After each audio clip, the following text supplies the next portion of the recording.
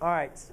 The question on this, ladies and gentlemen, asked me to find the x and y intercepts of the graph. So to do that, I'm going to give you guys a little bit of history of remembering x and y intercepts. So first of all, asking us the graph, all right, we're going to use the Cartesian coordinate system, okay, where we have two axes, right? You have your y-axis and your x-axis. Now, remember, we also start at the origin 0, 0. Okay? Now, remember, when we have a point that crosses the x-axis, a point that crosses at the x-axis is called the x-intercept, right? You intercept the path, it intercepts the axis, right? Now, the main important thing that you guys need to know about that is when a point crosses the x-intercept, right? Remember, we have these values, 1, 2, 3, 1, 2, 3, right? Then you go negative is down, negative is to the left.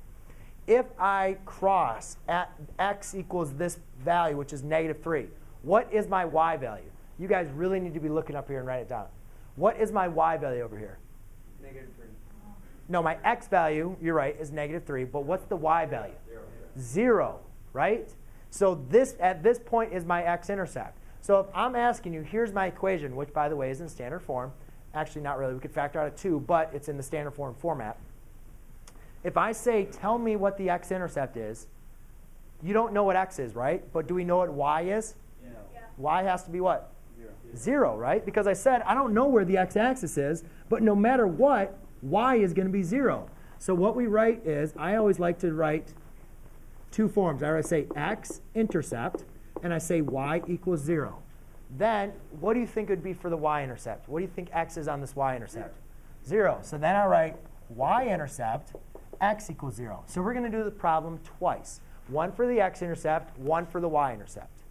Because that's what it asks you to do, right? Find the x and the y-intercept. Right? Anna, could you please put that away? So what does it mean when y equals 0? We're going to plug 0 in for your variable. Y equals 0 because, look it. Let's pretend here's my point, right? Let's say I have a graph. Crosses it right there. At that coordinate point, right, you had to go over 1, 2, 3. So you went over negative 3. But then how high up and down did you go on the y-axis? You didn't go anywhere, right? So it's negative 3, comma 0. Does that make sense? OK. Now. Teachers, pardon the interruption. I do have some bus changes to announce today. Students who ride bus 612 will ride bus 531 today.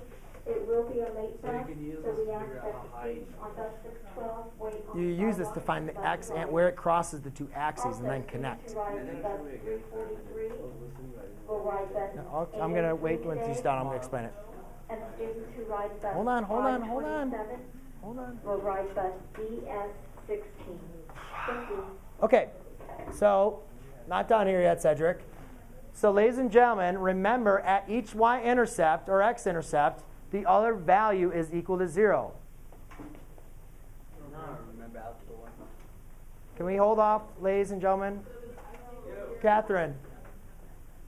Yes. So now what we're going to do is plug 0 in for x and solve. What's 2 times 0? 0. So I'm left with 6x plus 6x equals 6. Divide. 1. Y always equals 0 for the x-axis. Or I'm sorry, the x-intercept. Whenever you want to find the x-intercept, y equals 0. Well, that's what we're trying to find. That's the problem it's asking, is find the x-intercept. Now to find the y-intercept, you plug x equals 0. That's equals 0, so you have 2y equals 6. Divide by 2, y equals 3. Now these coordinates, remember, I said this is the x-intercept. So how do you write that as a coordinate point? Remember, every point on the graph has an x and a y coordinate, right? Well, your x coordinate is 1. The y coordinate is 0. Here, your y-intercept, your x coordinate is 0. Your y coordinate is 3. So plot those 2 points. 1 comma 0 is right here. 0 comma 3 is right there. You connect, and then you solve. There you graph. Yes? Can we write this on the